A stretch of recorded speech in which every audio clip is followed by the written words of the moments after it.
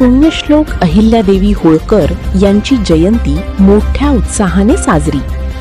आज पुण्यश्लोक अहिल्यादेवी होळकर यांच्या 301व्या जयंतीनिमित्त चैतन्यनगर येथून पुण्यश्लोक अहिल्यादेवी होळकर स्मारकापर्यंत भव्य मिरवणूक काढण्यात आली।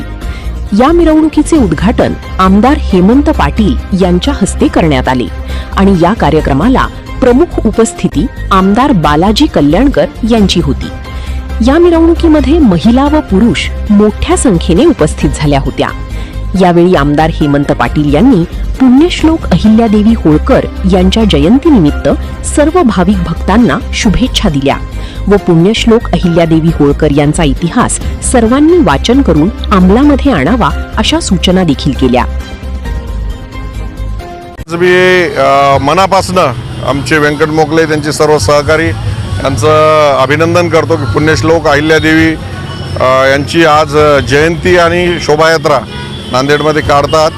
कारण पुण्यश्लोक अहिल्यादेवींनी केवळ महाराष्ट्रच नाही तर हिंदुस्थानाभर जी काही पुरातन मंदिरं होती त्यांचा जीर्णोद्धार असेल, धर्मशाळा असतील, नद्यांवरचे घाट असतील, तीर्थकरूंसाठी मोठे त्यांनी संकुल जागोजागी उभारले, पाणपोया उभारल्या, पाणी पिण्याची व्यवस्था केली।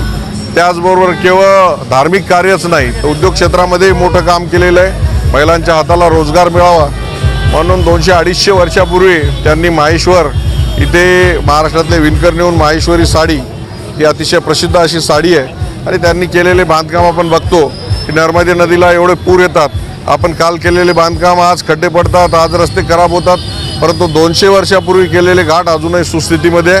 खऱ्या अर्थानं जर मराठा आर्किटेक्चर जर बघायचं असेल तर महेश्वर इथं आपण भेट दिलेली पाहिजे। खऱ्या अर्थानं आपल्या या महाराष्ट्राचं दैवत असलेली अशी ही पुण्यश्लोक अहिल्यादेवी या केवळ राजमाता नाही तर देवी आहेत आणि या सर्व समाजाला प्रेरणा देणारं असं हे व्यक्तिमत्व आहे। खऱ्या अर्थानं त्यांचे जे धडे आहेत इतिहासामध्ये शिकवले गेले पाहिजे, त्यांनी जे काम केलेलं आहे ते इतिहासामध्ये शिकवलं गेलं पाहिजे। दुर्दैवानं आम्हाला फ्रेंच राज्यक्रांती, रशियन राज्यक्रांती, इंग्रजांच्या अनेक गोष्टी सांगितल्या जातात, परंतु आमच्यात जे काय आमचे प्रेरणा देणारे दैवत आहेत यांच्याबद्दल इतिहास लपून ठेवला जातो, हे आमचं दुर्दैव आहे। विधान परिषदेसाठी उद्या शेवटची तारीख आहे फॉर्म भरण्याची, महायुतीचा काही फॉर्म्युला ठरला आहे? आता हे सर्व फॉर्म्युले मुंबईतच ठरत आहेत, त्याच्यामुळे वरतून जो आदेश येईल त्यांना आम्ही निश्चित नाही, भाजपचं त्यांच्याच पक्षाला विचारा, मला फक्त शिवसेनेचा विचार। प्रवीण पाटील चिखलीकर हे शिवसेनेचे उमेदवार असल्याची चर्चा आहे, मला अजून तर माहीत नाही।